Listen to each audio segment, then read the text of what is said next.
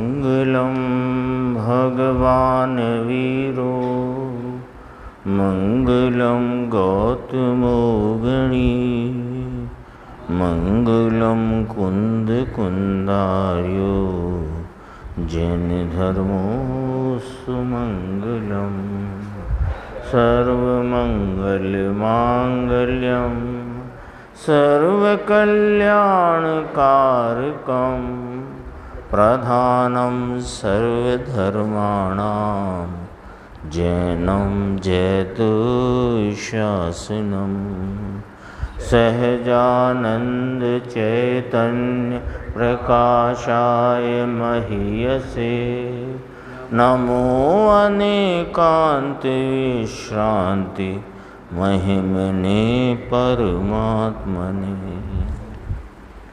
पंचास्तिकाय संग्रह नाम का ग्रंथ है और इसकी आचार्य अमृतचंद्र देव की टीका, उसमें 172 नंबर की गाथा का अंतिम अंश जो अपन ने अभी पिछली स्वाध्याय में मूल टीका से पढ़ा था, उस पर गुरुदेव श्री के व्याख्यान के स्पष्टीकरण का कुछ भाव अपन ने देखा। अब यहाँ पेज नंबर है 589 हिंदी में, यहाँ से 2 की बात करी पहले, केवल व्यवहारावलंबी मिथ्या दृष्टि, उसका प्रवर्तन व्यवहार में अत्यंत सावधान रहता है और स्वरूप के प्रति उसको कोई जिज्ञासा भी नहीं और उसकी प्राप्ति को वह मोक्ष मार्ग में गिनता ही नहीं, सो वह स्वर्गादि के क्लेश को भोगता हुआ परंपरा से संसार में परिभ्रमण करता है। और केवल निश्चयावलंबी जीव है, वह ना तो स्वरूप के प्रति सावधान है, ना स्वरूप प्राप्ति का प्रयत्न है और अपने को वर्तमान में ही सिद्ध समान शुद्ध जानकर व्यवहार जो कि मोक्ष मार्ग में पाया जाता है उसको स्वीकार नहीं करता, उसका तिरस्कार करता है। इस प्रकार वह निश्चयावलंबी भी निम्न गतियों में भटकता हुआ संसार में परिभ्रमण करता है। तो इन 2 के अलावा तीसरा जो है वह अपने स्वरूप के आलम्बन द्वारा प्राप्त शुद्ध परिणति में प्रवर्तता हुआ और भूमिका के अनुसार योग्य, भूमिका के योग्य जो भी शुभराग आदि हैं उनमें बिना किसी महिमा के, उनका महिमा रखकर नहीं, हे पने से हे बुद्धि में बेपरिणाम आते हैं उन्हें जानता है। बस ये वाला पॉइंट है ये तीसरे का। तो उसी में ये कहा कि यथोचित सुमेल नाम हट रहित होता है।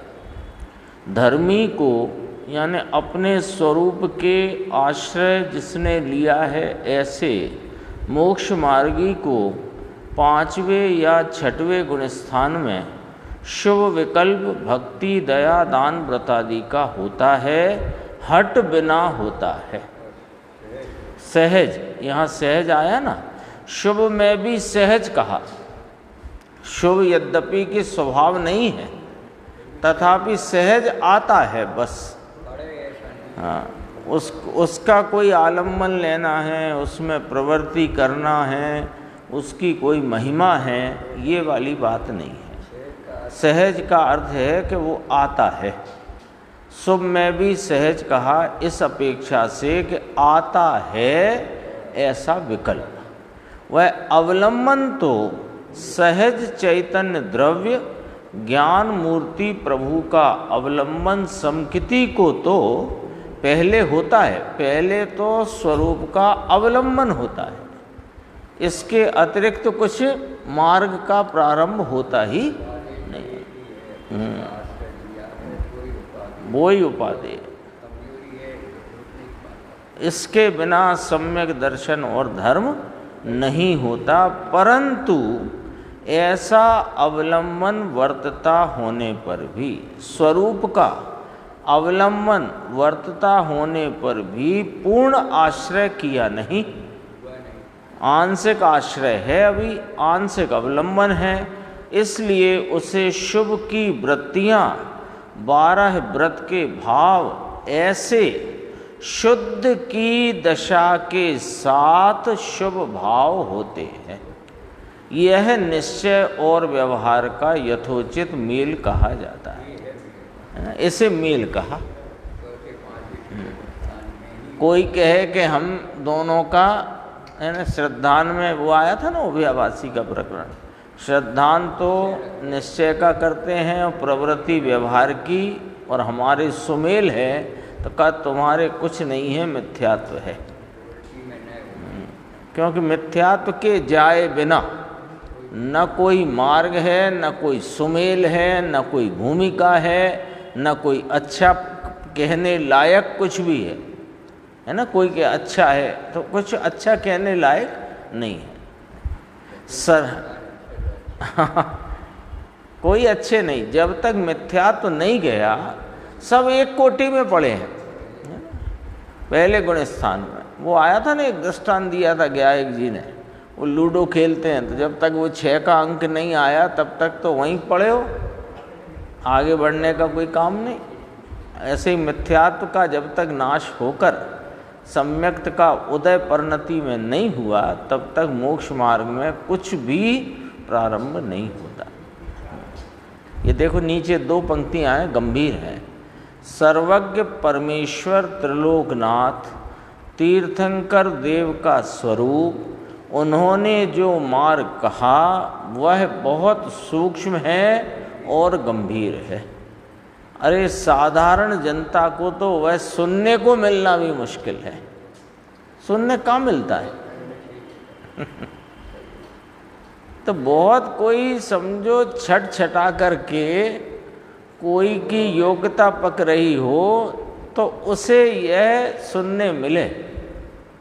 यानी अपन कई बार बात करते हैं कि भवों भवों का पुण्य संचित हुआ है तब ये योग बना है, और आगे कोई होनहार भली है तब ये बात सुनने मिलती है। आगे होनहार भी भली है और पूर्व का पुण्य संचित होकर के उदय में आया है। हाँ, एक यथार्थ ज्ञान। देखो यहाँ कहते हैं, इसी पृष्ठ पे है, आत्मा अखंडानंद और ज्ञायक है। राग की क्रिया, दया दान व्रत भक्ति की क्रिया, इस राग की क्रिया रहित हूँ मैं, ऐसा जिसे अंतर्भान नहीं और अकेला क्रिया कांड को मानकर धर्म मानता है, वह शुभ भाव की क्रिया व्रत नियम तप उसको व्यवहारावलंबी मिथ्या दृष्टि कहा जाता है। और जिन्हें निश्चय की दृष्टि और अनुभव नहीं, मात्र बातों में कहते हैं कि आत्मा ऐसा है और आत्मा ऐसा है और शुभ वृत्तियाँ तो विकल्प हैं, उसका तिरस्कार करता है। अर्थात निश्चय स्वभाव का भान भी नहीं है और व्यवहार के विकल्प पुण्य बंध के कारण वे भी नहीं हैं। यह तो अशुभ में वर्तन करता है, उसे निश्चयावलंबी निश्चयाभासी मिथ्या दृष्टि का। 2 की बात हो गई। अब ये जो बात चलती है, तीसरे नंबर की बात चलती है, जिसे निश्चय का भी भान है और उसके साथ भूमिका के योग व्यवहार होता है। यह उसे निश्चय और व्यवहार का सुमेल योग्य ज्ञानी धर्मात्मा को होता है। यानी यहाँ पर इतनी सुंदर तरीके से ये बात आई है। जो सुमेल शब्द का प्रयोग अपन कर देते हैं ना, तो सुमेल का अर्थ क्या है ना, अपन सहज में ही कह देते हैं। बाहर में शुद्ध भोजन करता हो, वस्त्रादि कुछ इस प्रकार के हों या ना हों, और थोड़ा आत्मा की ज्ञायक की बातें करे तो अपने को लगे देखो कितना अच्छा सुमेल है। ये सुमेल होता ही नहीं। हाँ, ये तो अभ्याभास में गया है ना। सुमेल किसको हुआ कि ज्ञानी को, यानी 2 कैटेगरी के अलावा तीसरी बताओ।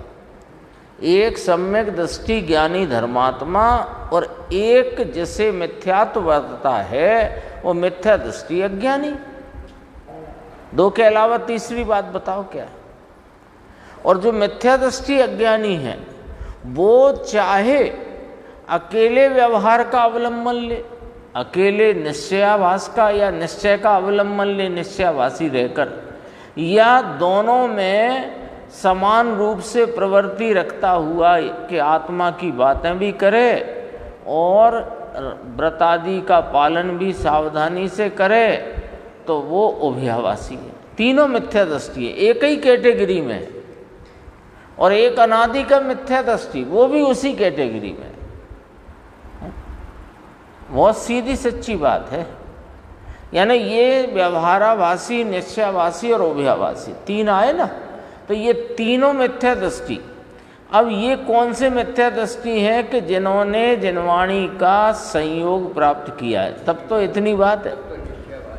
निश्चयाभासी, व्यवहाराभासी या उभयाभासी तब तो हुए जिनवाणी का देवगुरु शास्त्र का संयोग मिला। तो ये भी बेही मिथ्या दृष्टि हैं जिन्हें देवशास्त्र गुरु का संयोग नहीं मिला। न बात कड़क लगती है पर है तो ऐसी, या इस पार के उस पार, नई कौन सी बात करें। तो देखो सुमेल की चर्चा आई ना यहाँ, तो ये कहा कि सुमेल योग ज्ञानी धर्मात्मा को होता है। अपन आगे देखते हैं, देखो इसी पृष्ठ पे है, 590 पेज है हिंदी में। शुद्ध चैतन्य रूप आत्म तत्व है कैसा आत्मा कि शुद्ध चैतन्य, अकेला ज्ञान और आनंद का भंडार है ऐसा आत्म तत्व। उसमें समकिति, ज्ञानी, धर्मी, विश्रांति और विरचन के प्रति, विरचन शब्द आया ना मूल टीका में, उसका अर्थ करते हैं कि उसमें विश्रांति यानी स्थिरता और विरचन माने स्वरूप की रचना। स्वरूप की रचना क्या कि स्वरूप तो त्रिकाल ऐसे का ऐसा ही है, वो तो पवित्र है, परिपूर्ण है, ध्रुव है, ऐसे का ऐसा है। पर उस स्वरूप रूप परिणति में वह शुद्धता की रचना, उसका नाम स्वरूप की रचना। वस्तु कैसी है? शुद्ध है, पवित्र है, परिपूर्ण है। अनादि से पर्याय में क्या चलता है कि स्वरूप से विरुद्ध रागादि की रचना चलती है, और रागादि से लक्ष्य छोड़कर जो स्वरूप को लक्ष्यगत किया, तो उस शुद्ध परिणाम में, उस परिणति में स्वरूप की रचना, इसका नाम है विश्रांति और विरचन। विरचन शब्द आया ना, उसकी बात करिए। वह आनंद और शांति की उत्पत्ति की रचना करता है। अरे कठिन बात समझ में आया? अभिमुख वर्तते हुए वह तो शुद्ध स्वभाव, ध्रुव, अनंत अनंत ज्ञान और आनंद का सागर प्रभु, उसके अभिमुख नाम सन्मुखता में वर्तते हुए, क्योंकि दृष्टि तो धर्मी की वहां पड़ी है। भले युद्ध में हो, भले व्यापार में हो, भले घर में हो, भोजन करता हो, भोजन बनाता हो, कुछ भी कार्य हो, हाँ कुछ और, चाहे दया दान व्रत आदि में परिणमता हो, लेकिन दृष्टि उसकी अपने स्वरूप से खिसकती नहीं। दृष्टि तो धर्मी की वहाँ पड़ी है, उसके प्रति अभिमुख नाम सन्मुख वर्तते हुए।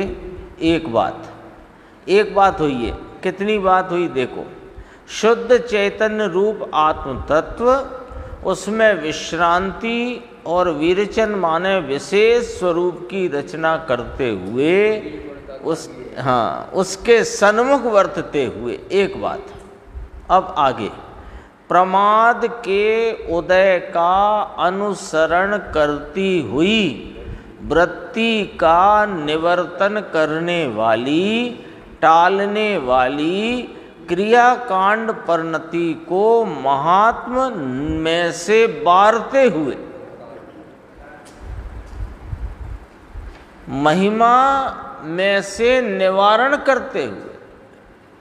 देखो, धर्मात्मा संत और श्रावक उसे कहते हैं कि भगवान आत्मा इस देह के परमाणु, ये मिट्टी, इनसे तो भिन्न, ये तो मिट्टी जड़ है और कर्म अजीव तत्व है। कर्म अजीव होकर रहे हैं अनादि से, अजीव है, अजीव ही रहेगा। उनसे भिन्न और पुण्य पाप दया दान व्रत भक्ति के परिणाम से वे आश्रव तत्व हैं, वे बंध तत्व हैं। तो भावबंध तत्व है, उससे भी भिन्न। ऐसे आत्म तत्व में सन्मुख वर्तते हुए उसकी पर्याय में तीव्र प्रमाद को टालने के लिए, है तो वो भी प्रमाद, कौन से क्रियाकांड परिणति, क्रियाकांड परिणति को यहाँ टालने वाली कहा ना। देखो, प्रमाद के उदय का अनुसरण करती हुई वृत्ति का निवर्तन करने वाली, टालने वाली क्रियाकांड परिणति, उसका महात्म अपने में न लाते हुए ये क्रियाकांड परिणति क्या करती है कि जो तीव्र प्रमाद रूप भाव है, खाना कमाना भोगना, ये जो तीव्र प्रमाद का भाव है उससे हटाती है। और है तो वो स्वयं प्रमाद। मुनिराज को प्रमत्त गुण स्थान कहा ना, छठवा, तो प्रमाद का ही भाव है वो। हाँ, तो उसको टालने वाली किसको, ये टीका की शैली ऐसी है कि दोनों बातें कर दी यहाँ पर। क्योंकि प्रमाद के उदय का अनुसरण करती हुई वृत्ति में खाने कमाने भोगने का जो परिणाम है उसे कौन टाल रहा है कि व्रतादि के परिणाम, दया दान व्रत भक्ति के परिणाम, वे क्रियाकांड परिणति कहे। और उनको महात्म में से निवारण करते हुए, उसको उसकी किंचित महिमा न करते हुए, एक शुद्ध आत्म तत्व की सन्मुखता में वर्तते हुए। अगले पृष्ठ पे अपन ने पढ़ा ना, देखो, आत्म तत्व में अभिमुख नाम सन्मुख वर्तते हुए उसकी पर्याय में तीव्र प्रमाद को टालने के लिए उत्पन्न होते जो शुभ भाव दया दान व्रत आदि के है, तो वह भी प्रमाद, परंतु ये तीव्र, अरे मुनि को पंच महाव्रत के परिणाम होते हैं, 28 मूल गुण का विकल्प होता है, वह राग भाग है। उस पर महात्म्य से वारते हुए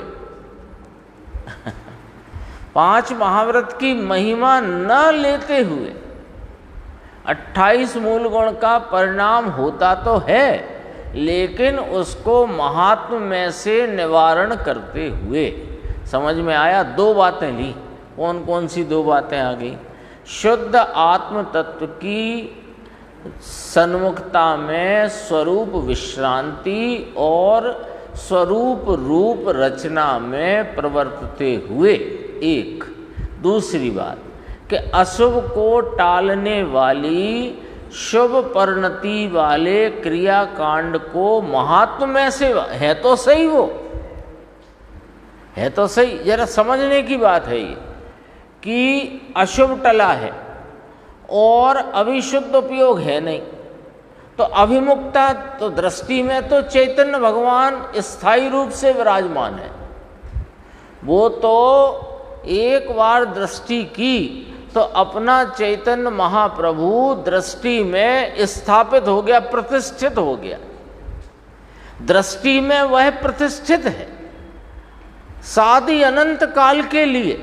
जब से स्वरूप का लक्ष्य किया वहाँ शादी हुई, अब अनंत काल तक यह चैतन्य महाप्रभु दृष्टि में प्रतिष्ठित है, वो वहाँ से जाता नहीं, उपयोग खिसक जाता है, क्योंकि अभी स्थिरता कम है, कमजोरी है, पुरुषार्थ मंदा है, तो उपयोग खिसकता है। तो उपयोग कहाँ जाता है कि बाहर। तो बाहर गए उपयोग में 2 प्रकार की वृत्ति है, एक अशुभ वृत्ति, एक शुभ वृत्ति। तो अशुभ को टालने वाली जो शुभ वृत्ति, वो तो अशुभ को टालती हुई है ना। कल आया था ना रात को स्टोव देश में, वो धूप को टालती हुई छाया, लेकिन वो छाया का भी महात्म अपने चित्त में से निवारण करते हुए, महिमा नहीं है उसकी। अब उपयोग तो कमजोरी से बाहर गया है, बाहर गया है, तो अशुभ को टालते हुए जो शुभ परिणाम परिणति में भूमिका के प्रमाण, भूमिका के योग्य होता है, पर उसकी महिमा नहीं होती। पॉइंट पकड़ना है ये वाला। महिमा हो तो वो दृष्टि में स्थापित जो अपना चैतन्य भगवान है वो विस्थापित हो जाएगा, दृष्टि मिथ्या तो हो जाएगी। आगे चल के बहुत सुंदर चर्चा गुरुदेव ने 12वीं गाथा समय सार के आधार से ली है। जाना हुआ प्रयोजनवान आती है ना बात, उसकी इतनी सुंदर चर्चा है कि सारे भ्रांतियों उसमें अपन समझें उस बात को तो सारी भ्रांतियां निर्मूल हो जाएं। इतनी सुंदर चर्चा है, आएगी अभी आगे देखो। महात्म में से वारते हुए ऐसा कहते हैं, समझ में आया। 2 बातें हो गई, अब आगे चलते हैं। देखो आगे करीब करीब 1.5 पेज छोड़ के 2 पंक्ति हैं, लेकिन कितनी सुंदर हैं देखो। ऐसे ध्रुव के अवलंबन की दृष्टि में, जो अपन ने चर्चा करी उसका सारभूत भाव 2 पंक्ति में। ऐसे ध्रुव के अवलंबन की दृष्टि में कहते हैं उसके योग्य जब शुभ भाव हो तो हो, वह प्रमाद की तीव्रता टालने के लिए आए, तथापि उसका महात्म नहीं है, उसकी किंचित भी महिमा नहीं है।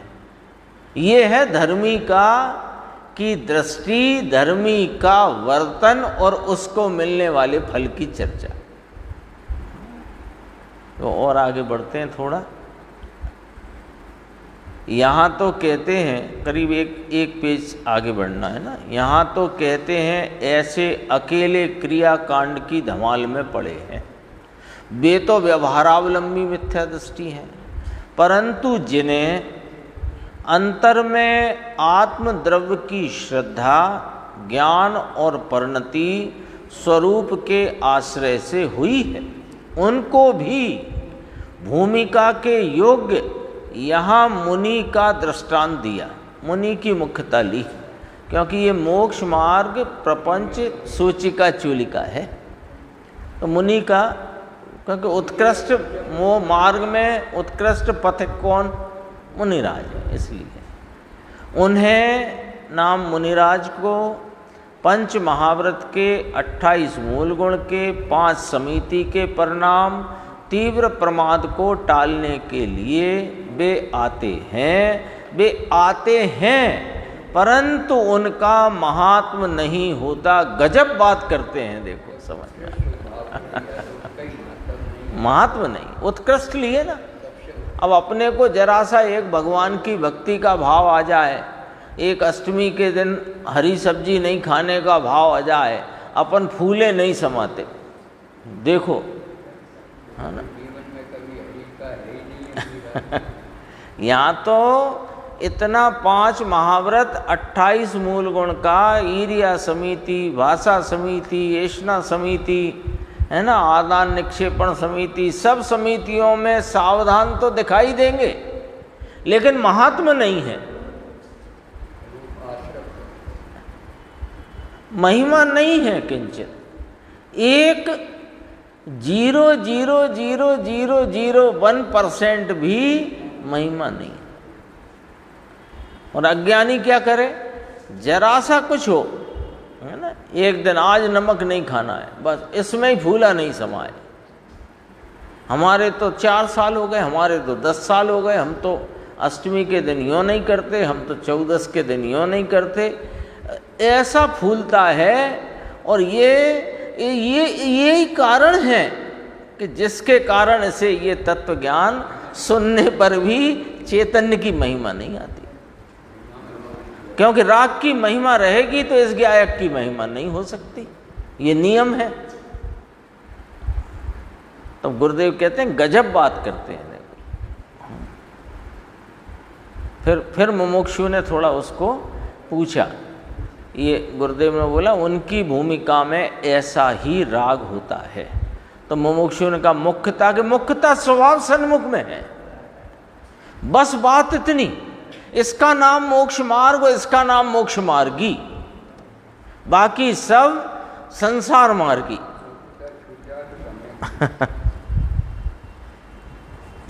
कहो चेतन जी, क्या इसमें करना, इसमें लोगों को कहेंगे आगे वापस कि निश्चय और व्यवहार को मिलाओ, यानी व्यवहार आया तो, लेकिन महात्मा नहीं।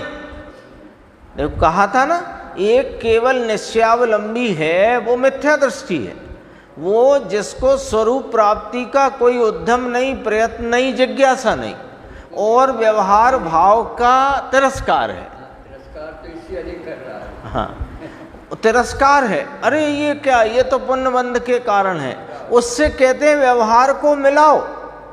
तो मिलाओ किस में? व्यवहार को व्यवहार में मत मिलाओ, निश्चय में व्यवहार को मिलाओ, यानी कि स्वरूप का आलम्बन लेकर भूमिका के योग्य होने वाले रागादि भाव हैं, वे तदात्वे तेते काले जानेला प्रयोजनवान है, ऐसा जानो, लेकिन महिमा नहीं। महिमा की तो निश्चय का यानी स्वरूप का अनादर हो गया।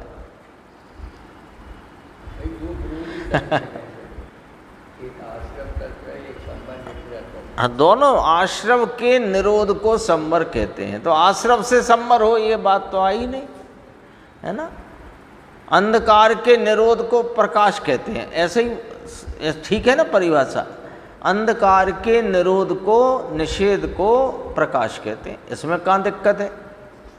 तो फिर अंधकार से प्रकाश होगा ये वाली बात कहाँ से लाया? कोई ऐसा लगता है कभी थोड़ा अंधकार और बढ़ जाए तो प्रकाश हो जाएगा, ऐसा कभी लगता है? तो आश्रव के निरोध को संवर कहते हैं, तो आश्रव करते करते संवर होगा, ऐसा कैसे हो सकता है? न्याय से ही बात नहीं बैठती।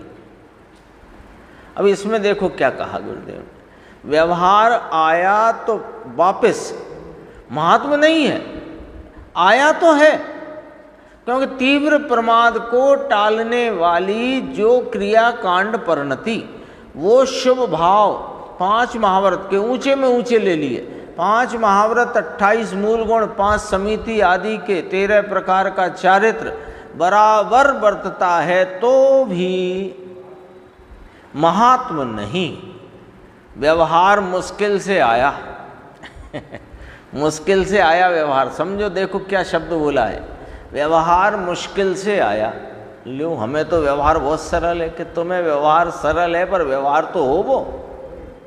व्यवहार मुश्किल से आया, कैसे मुश्किल से आया? कि जब यह शुद्ध नय के विषयभूत अपने ज्ञायक परमात्मा को लक्ष्य में लिया, वहाँ जो स्वरूप के आलम्बन से शुद्ध परिणति रूप निश्चय मोक्ष मार्ग प्रकट हुआ, तब शेष रहा राग आया व्यवहार का नाम पाके।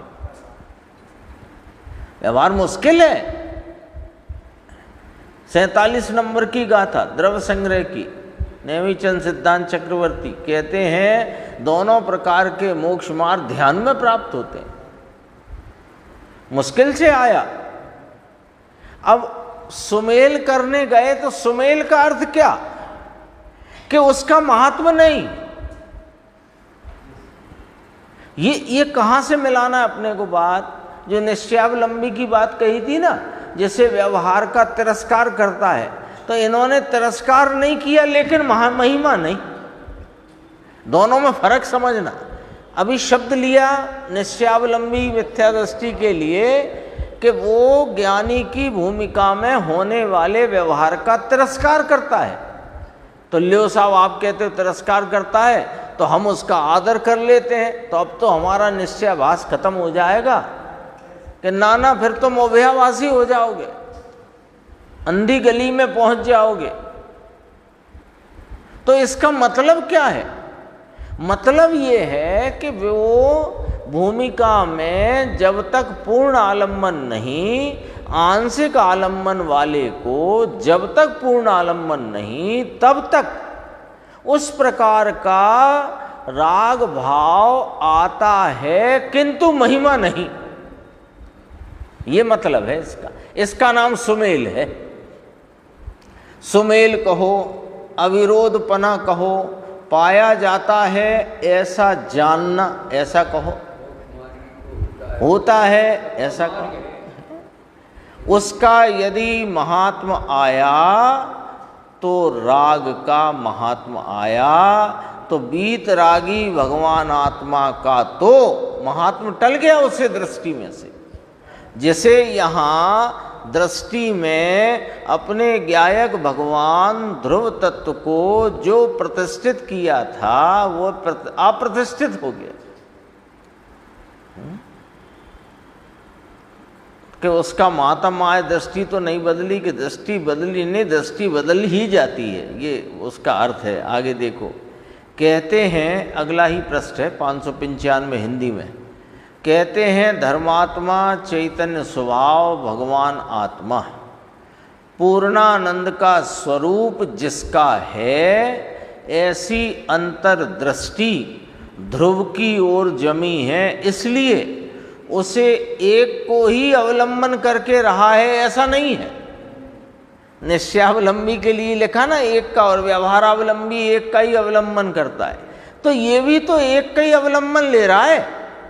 ये भी तो अपने ज्ञायक चैतन्य महाप्रभु पूर्णानंद का स्वरूप जिसका है, उसी को तो इसने अपनी दृष्टि में त्राटकपने एक धारा से दृष्टि में से खिसकता ही नहीं, ऐसा तो इसने भी तो एक का ही अवलंबन ले रखा है। कि सुनो जरा, उसका अवलंबन यहाँ है दृष्टि में एकमात्र चैतन्य महाप्रभु, त्रिकाली ज्ञायक भगवान आत्मा, परम पारणामिक निज परमात्म द्रव्य, उसी का ही अवलंबन है।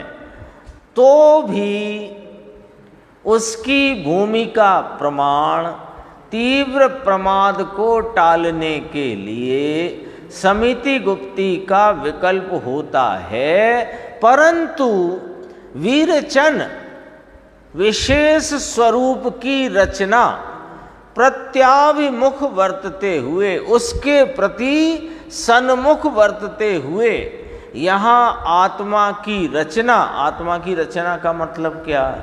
आत्मा का जैसा स्वरूप है, ज्ञान दर्शन सुख चारित्र वीर्य आदि अनंत गुणात्मक पवित्र पूर्ण, वैसे ही पवित्रता की रचना पर्याय में करना, उसका नाम आत्मा की रचना।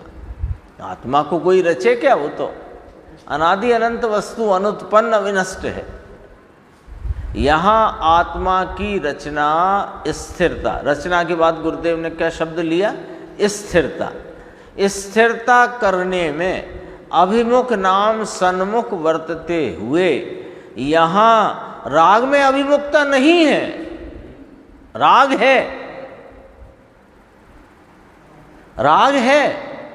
तीव्र प्रमाद को टालने के लिए दया दान व्रत भक्ति का राग है, लेकिन राग की अभिमुखता सन्मुखता नहीं है। सन्मुखता तो एक चैतन्य परमात्मा की है। ये मोक्ष मार्ग है, इसे मोक्ष मार्गी अथवा मोक्ष मार्ग इसे कहते हैं।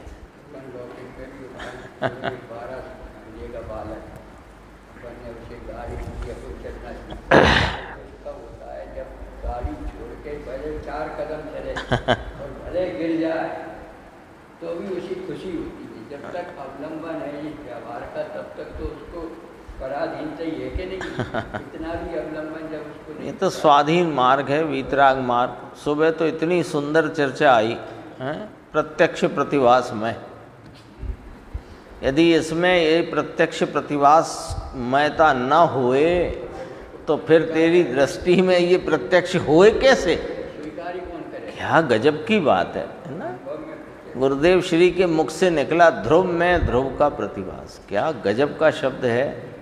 तो कोई कहे कि इससे क्या लाभ है, कि इससे लाभ ये है कि आपको विश्वास होगा कि इसका आलम्बन लेने से मुझे अपने ज्ञायक तत्व के अनंत गुणों की निर्मलता, पवित्रता, आनंद आदि का संचेतन होगा। क्यों? क्योंकि इसका स्वभाव है ऐसा। बहुत सुंदर बात है वो। इसका नाम व्यवहार है ना, ये पूछा बीच में, तो इसका नाम व्यवहार है। किसका नाम व्यवहार है? देखो कि स्वरूप में अवलंबन तो एक अपने धर्मी चैतन्य स्वभाव का, और उसके अवलंबन में वर्तते हुए, उसकी सन्मुखता में प्रवर्तते हुए तीव्र प्रमाद को टालने वाला जो शुभ राग भूमिका प्रमाण होता है, वह राग में सन्मुखता करना नहीं, स्वरूप की सन्मुखता छोड़ना नहीं, राग होए, इसका नाम व्यवहार है। राग की सन्मुखता करके जो राग कर रहे हो, ये व्यवहार नाम नहीं पाता। आया कि नहीं आया? अर्थ ख्याल में आया? राग की सन्मुखता, मंद कषाय के भावों की सन्मुखता, मंद कषाय के निमित्तों की सन्मुखता, उस सन्मुखता में जो तुम्हारी वृत्ति है वो व्यवहार नाम नहीं पाती। सन्मुखता स्वरूप की हो, राग आदि और निमित्त की सन्मुखता किंचित नहीं, और जो राग होता है उसका नाम व्यवहार है। बोलो, कभी ऐसी निश्चय व्यवहार की चर्चा आई?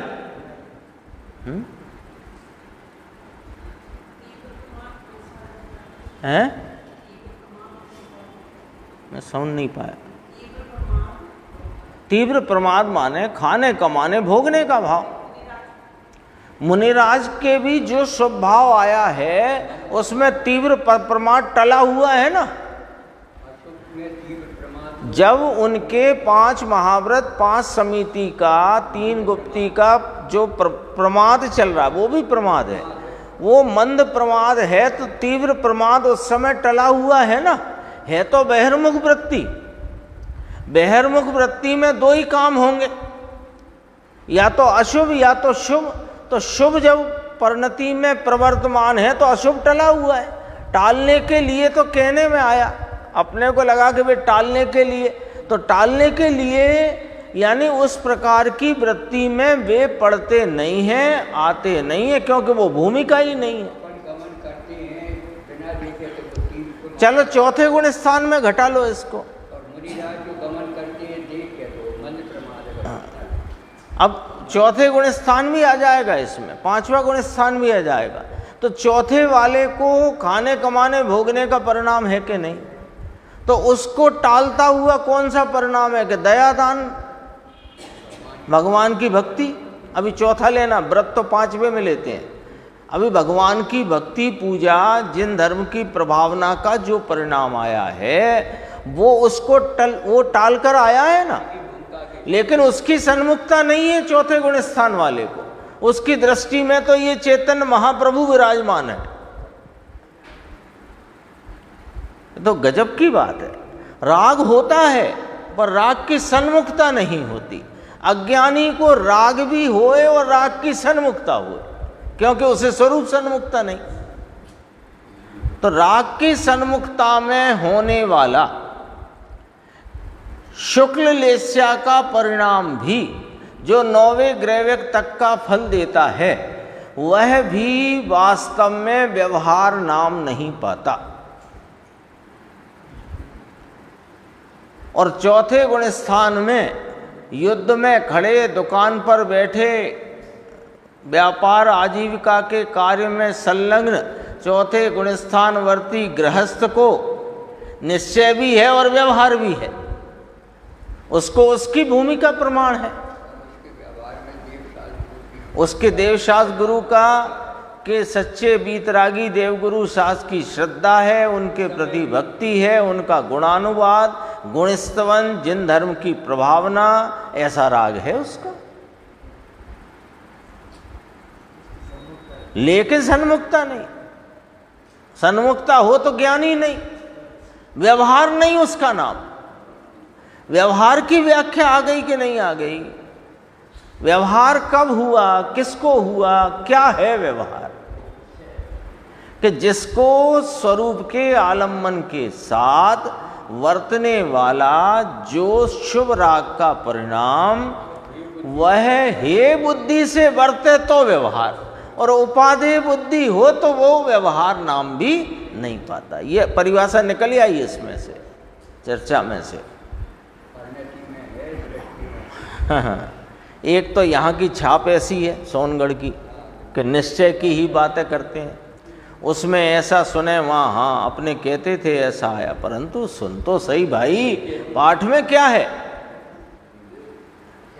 हम तो पहले ही कह रहे थे कि व्यवहार होता है, आप ही मना कर रहे थे, देखो आ गया कि नहीं। अरे क्या आ गया, सुनो तो। हाँ, तुम जैसे व्यवहार कहते थे वो व्यवहार होता ही नहीं है। व्यवहार तो ये चैतन्य भगवान के आलम्बन से प्रकटी हुई जो निश्चय मोक्ष मार्ग अथवा शुद्ध परिणति की धारा है, तब उसकी सन्मुखता राग की न करते हुए जो राग शुभ राग आ खड़ा हुआ है उसका नाम व्यवहार। बहुत गजब बात है। कहते थे ऐसा ही आए ना, होए वह सच्चा ही हो। प्रश्न है ऐसा ही आए, कैसा आए कि चौथे वाले को चौथे जैसा, पांचवें वाले को देशव्रतादि का, मुनिराज को महाव्रतादि का, तो वो सच्चाई हो, परंतु ये व्यवहार है। ऐसा कहा, परंतु व्यवहार का महात्म नहीं। व्यवहार का महात्म हो तो दृष्टि सच्ची रहती नहीं, सच्ची नहीं रहती मान सम्यक नहीं रहती, सम्यक नहीं रहती मान मिथ्या होती है, तो उसका नाम मिथ्या दृष्टि। अभिमुक्ता रहती नहीं, सन्मुक्ता राग की ज्ञानी धर्मात्मा को रहती नहीं। अब यहाँ से चर्चा देखना, अपने पास है समय, देखो बहुत अच्छी चर्चा है। व्यवहार जाना हुआ प्रयोजन माने 12वीं गाथा याद करी श्रोता ने, नीचे बैठे हैं तो सबके सब अभ्यासी है ना, तो पूछा कि साहब व्यवहार जाना हुआ प्रयोजन माने ऐसा रखें, क्योंकि 12वीं गाथा में कहा है आचार्य अमृतचंद्र देव ने टीका में तदात्वे। तो अब इसका ये जरा पढ़ना, ये लाइन बड़ी गजब की है। आपको तो मैं 6 बार पढ़ दूं ऐसे, ऐसी लाइन है ये। जाने हुए का अर्थ ये है इतना, बस। महात्म बहात्म कैसा उसका, अपन कैसा महात्म करते हैं। देखो सौधर्म इंद्र को भगवान के पंच कल्याणक मनाने का कैसा राग उमड़ा है ना। ऐरावत पे बिठा करके और पांडुक शिला पे जाते हैं, और फिर वहाँ पर 1008 क्षीरोदधि के कलशों से उनका अभिषेक करते हैं, जन्माभिषेक। फिर तांडव नृत्य करते हैं और 1000 नेत्रों से देखते हैं। ओ हो, तुम करो, ओ हो। वे तो नहीं करते, वे तो एक भवतारी है ना। उनकी जो सची, जो कि मिथ्या दृष्टि थी, मिथ्या दृष्टि ना होती तो सची ना होती। वो भी ये पंच कल्याणकों में जाकर स्वरूप को प्राप्त करती है, उसे भी महात्म नहीं है इसका। ओहो, जाने हुए का अर्थ ये है इतना। एक दिन उदाहरण दिया था, फिर याद कराते हैं। गली में कोई रहता है तो किसी ने पूछा, वो फलाने साहब शुक्ला जी आपकी गली में रहते हैं? कि हाँ रहते हैं। तो आप उनके घर आना जाना है? कि नहीं। वे आते हैं? नहीं। आप जाते हो? नहीं। तो फिर क्या कि हैं बस इतना है, बस जानने में आ जाता है, बस इतना। वो लिखा है यहाँ, व्यवहार है उसका ज्ञान वर्तता है। शुक्ला जी हैं, इस गली में रहते हैं, बस इतना। क्या लेना देना उनसे। ऐसे ही भूमिका के योग्य अभी जब तक पूर्णता नहीं है धर्मात्मा को, उसको अभी अवलंबन पूरा नहीं हुआ है, तब तक राग आता है सो वह जानने में आ जाता है। बस जाना हुआ प्रयोजनवान का अर्थ यह है कि वह जानने में आता है, बस इतना ही प्रयोजन है हमारा, और कोई नहीं। राग से आपको क्या प्रयोजन है? धर्मी से पूछो, जानने में आता। अब यहाँ से निकलेंगे तो हमारा प्रयोजन तो घर पहुँचने का है, रास्ते में जो जो कुछ आएगा तो जानने में आता है, उससे क्या प्रयोजन है? बाहर बैग की दुकान है, फिर किराने की दुकान है, हमें क्या प्रयोजन है ना? ये इस लाइन का अर्थ तो देखो गुरुदेव श्री क्या फरमाते हैं। व्यवहार जाना हुआ प्रयोजनवान है, तो इसे लगता है कि जानना तो चाहिए ना, कि नहीं वो है जो जानने में आता है, बस इतना ही प्रयोजन है उससे। है जानने में आता है, इतना प्रयोजन है। अभी देखो इसका खुलासा 12वीं गाथा में सब निकालते हैं, ऐसा निकालते हैं। है इसमें कहा देखो व्यवहार का उपदेश ज्ञानी को करना, परंतु ऐसा थोड़ी कहा वहां, है ना? वहां ऐसा लिखा ना, ठहरा जो अपरम भाव में व्यवहार से उपदिष्ट है। तो उनने कहा उपदिष्ट का अर्थ क्या निकाला कि अभी तो जो व्यवहार में उसे व्यवहार का उपदेश दो, अपरम भाव में है ना। तो अज्ञानी को अपरम भाव नहीं कहते, जिसने परम भाव की दृष्टि की है उसके जो अभी बहिर्मुखता है उसका नाम अपरम भाव है। ये तो गड्ढे में गिरा हुआ है अज्ञानी, इसकी क्या बात करना। देखो वहाँ उपदेश की बात ही नहीं है, वहाँ तो ज्ञानी को दृष्टि के विषय में, 11वीं गाथा थोड़ी भूल के पढ़ना है, 12वीं 11 के बाद आई ना 12, तो 11 का विषय छोड़ के 12वीं समझना पड़ेगी क्या? कि 11 साथ लेकर 12वीं समझ में आएगी। तो देखो ज्ञानी को दृष्टि के विषय में मात्र भूतार्थ कहा जब, तब बाकी है कुछ पर्याय में अपूर्णता, अशुद्धता कुछ रही है कि नहीं रही। अभी अपन से पूछा रही है कि नहीं रही, है ना? तो ज्ञान करने को कोई चीज रही है कि नहीं रही, क्योंकि दृष्टि का विषय तो अवेद के ऊपर पूर्ण हो गया है। अभी देखो क्या, दृष्टि का विषय तो पूर्ण हो गया है, लेकिन परिणति में अभी पूर्णता नहीं आई है। दृष्टि पूर्ण विषय को दृष्टि अपना विषय बनाती हुई पूर्ण है, परिणति में अपूर्णता है। परिणति में दो धारा चलती है। ये तो मोक्ष मार्ग वास्तव में समझने जैसा है, और ये जिन शासन के अलावा है ही कहीं नहीं, दिगंबर जिन शासन। हाँ, देखो गुरुदेव कहते हैं दृष्टि का विषय अभेद के ऊपर पूर्ण हो गया, उसमें दो भाग नहीं पड़ते। हाँ, दृष्टि में जो चौथे को है सो सिद्ध को है, सो मेंढक को है, सो मछली को है। जिसको है वो पूर्ण है, सिंह को है कि कोई को है। अब जब ज्ञान हुआ, ज्ञान है कि नहीं उसके साथ, दृष्टि ने तो परिपूर्ण ज्ञायक तत्व को अपना विषय बनाया, भूतार्थ सत साहिब उसको विषय बनाया। अब ज्ञान है कि नहीं, तो ज्ञान है तो उसने भूतार्थ को भी जाना, और पर्याय कितनी है उसे भी जानने का ज्ञान रहा है कि नहीं रहा, कि ज्ञान अंधा हो गया। ज्ञान अपने भूतार्थ स्वरूप को जान रहा है कि नहीं जान रहा। अरे जब दृष्टि में लिया है, जिसको स्व तरीके स्व रूप से अंगीकार किया है, वो चैतन्य परमात्मा स्वरूप संवेदन में आया कि नहीं, प्रत्यक्ष प्रतिभासमय। तो वो उसका भी ज्ञान है, और जो अभी पर्याय में अशुद्धता बाकी है उसका भी ज्ञान है। ऐसा सिद्ध करते हैं पंडित जी। करने योग्य है ये प्रश्न वहां है ही नहीं 12वीं गाथा में। उस अर्थ में लिखा, देखो इसमें ऐसा करने का है, ये करने का है, ऐसा लिख दिया कोई ने, तो मुमुक्षु ने कहा प्रयोजनवान है उसका निषेध नहीं करना, ऐसा करके किसी ने 12वीं गाथा का अर्थ लिखा। पहले गुरुदेव के समय में शास्त्र दूसरे तो कोई कौन लिखता था, पर अर्थ वर्थ इधर उधर और वो जैन संदेश आदि ऐसे पत्रों में कुछ ना कुछ अपनी बात लिखते थे।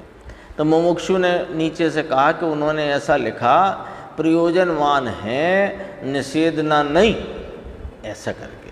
तो उसका अर्थ देखो, परंतु निषेधना नहीं अर्थात ऐसा विकल्प वहाँ भूमिका में आए बिना रहता नहीं, ये स्वीकार करना अर्थात निषेधना नहीं।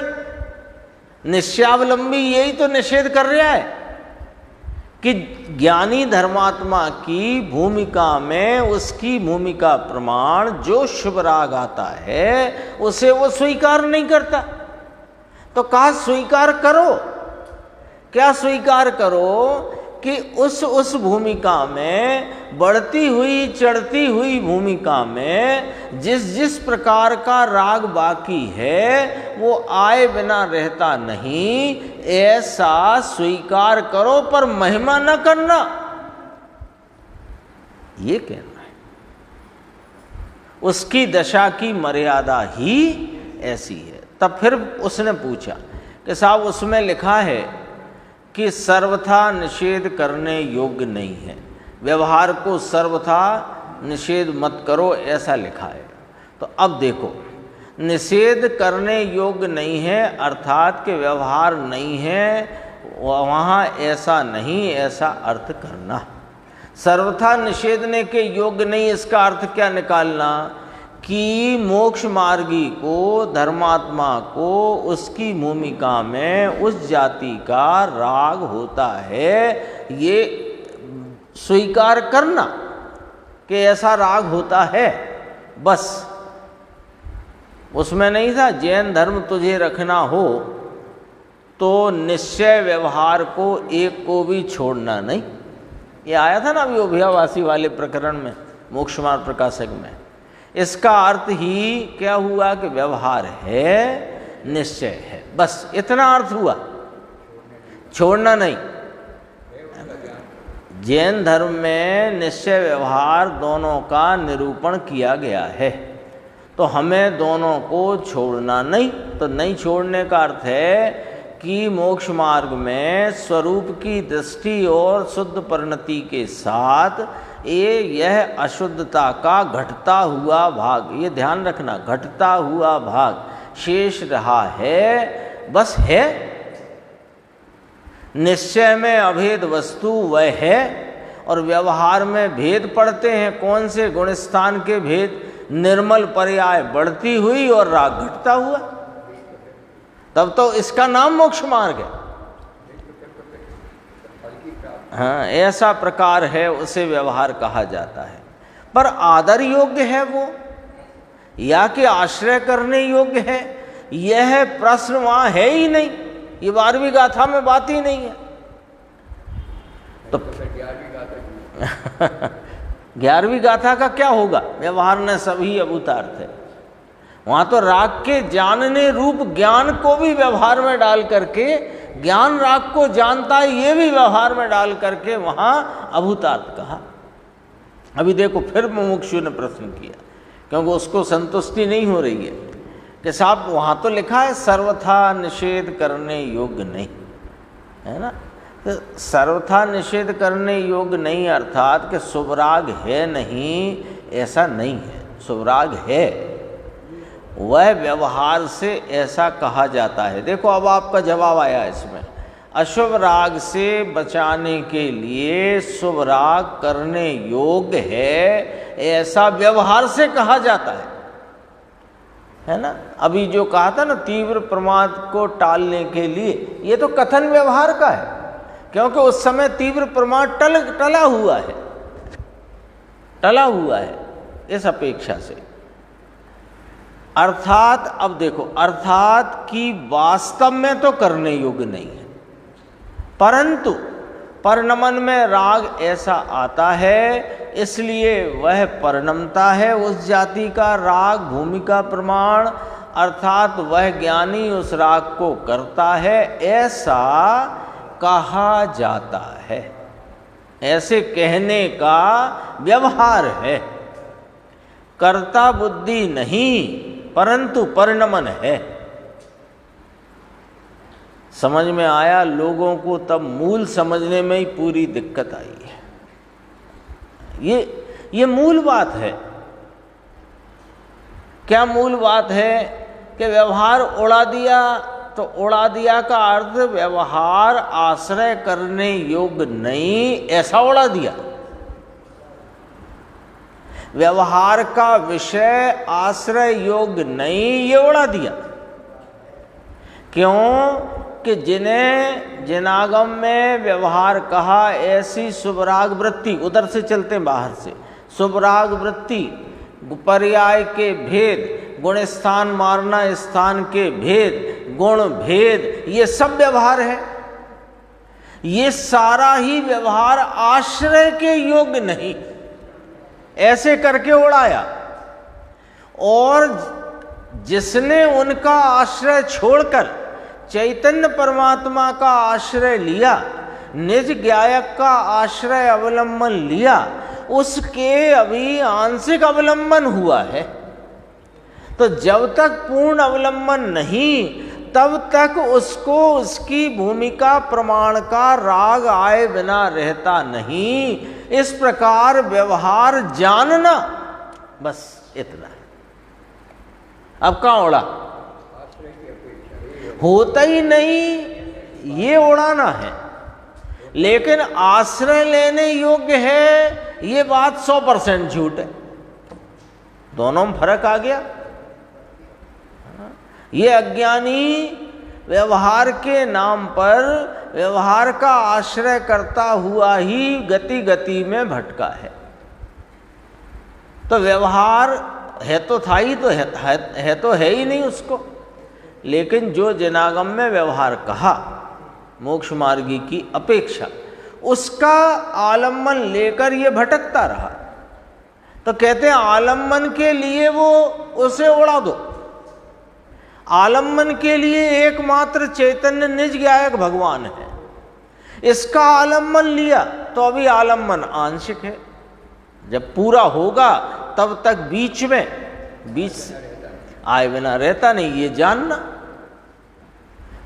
समझण पक्की हुई और सम्यक हुआ तो हो गया, तो उसे व्यवहार भी होता है, और व्यवहार का क्या हैसियत है ये भी उसे मालूम है। देखो, ये ज्ञानी को अशुभ भाव आए तो भी खिरने के लिए आता है। ले सुनो, आदर नहीं, वहाँ सुख बुद्धि नहीं, तथापि भाव आए बिना रहता नहीं।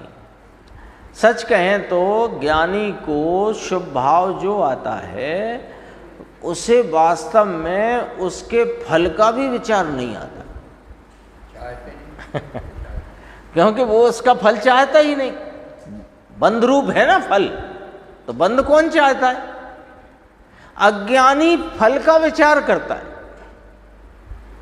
अज्ञानी को जो शुभ राग में चटास है, वो फल का लक्ष्य करता है, फल का विचार रखता है, फल के लिए करता है। और ज्ञानी को फल का विचार तक नहीं आता, होता रहता है। यहाँ तो उसकी बात ही यहाँ सिद्ध करनी है। यहाँ तो निश्चय के साथ व्यवहार का मेल, ये डबल मात्रा लगी है, गलत लगी है। व्यवहार का मेल कितना, मेल मानो मिलाप कितना, इतनी बात सिद्ध करना है। अरे भगवान क्या करे, परंतु तब दूसरे मार्ग की रीति ना हो तो इसमें करना भी क्या।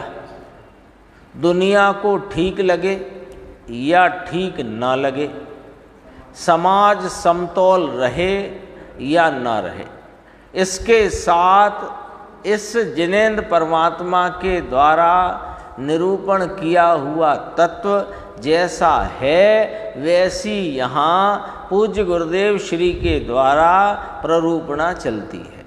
समाज में एक को भी न पसंद आए तो ना आए, जाओ अपने घर।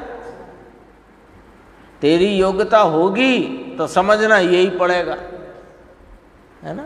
मारीच को भी समझना यही पड़ा, 363 चलाए, फिर समझना तो यही पड़ा ना आखिरकार। और ये समझा तो तर गए और तीर्थ हो गए और तीर्थ नायक हो गए। यहाँ तक अपनी चर्चा आई, थोड़ी सी और शेष है, ये अपन आगे की स्वाध्याय